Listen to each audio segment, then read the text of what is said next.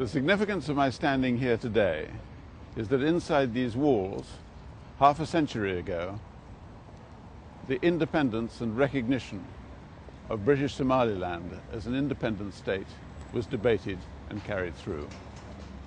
And I want to take this opportunity on behalf of the ad hoc group led by Len Tialo, Lord Avebury, former Ambassador Miles Wickstead and others, to pass on our heartfelt congratulations.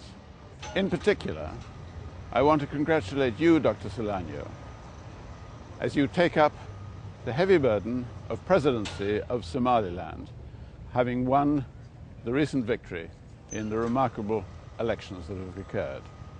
Even more so, I want to congratulate the entire people of Somaliland who have played such an important role in insisting upon free and fair elections and in conducting themselves as a model for all peoples. Somaliland's electoral prowess in meeting the often changing and inconsistent expectations of outsiders for how its elections should be conducted requires, even demands, an act of reciprocity from those outsiders. Somaliland deserves recognition, and this final act of the people of Somaliland in conducting these elections points to the necessity that recognition of Somaliland as an independent state should be a consequence. For 2 long decades, Somaliland has met the criteria, all the criteria that international law requires for independence and recognition as a member of the community of nations. Inevitably, this latest act of the people opens up important responsibilities and even more important choices for your government as you move forward. 5 years ago, I had the opportunity to meet with President Riali and advised him, as an international lawyer, to insist upon recognition as a right, not to beg for recognition. Around that time also, I had the pleasure of meeting you, Dr. Solano, and of providing you with the same advice. It is very important for Somaliland to understand that recognition is something that is a consequence of all that you have done to maintain your independent statehood. It is a recognition of a state of affairs that is an actual fact. It is not something for which you as a nation have to plead. The consequences for the United Kingdom, for your neighbors, for the African Union, and for the United Nations in denying you that right will hurt you.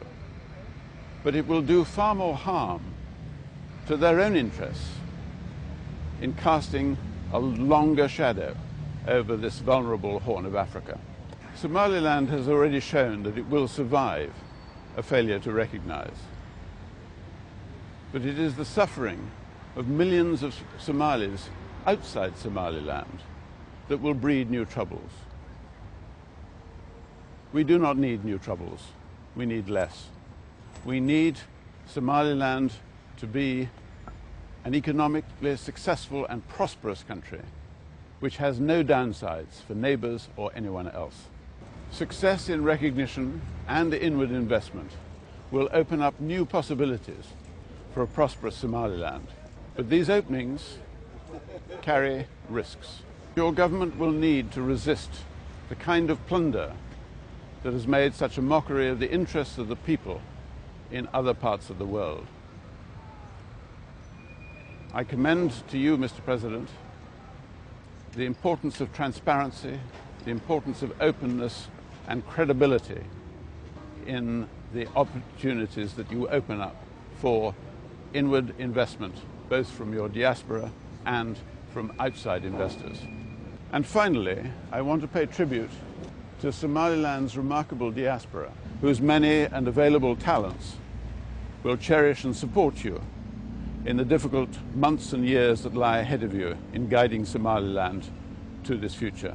And I end, as I started, Mr. President, by offering you our heartfelt congratulations for this historic day. Thank you.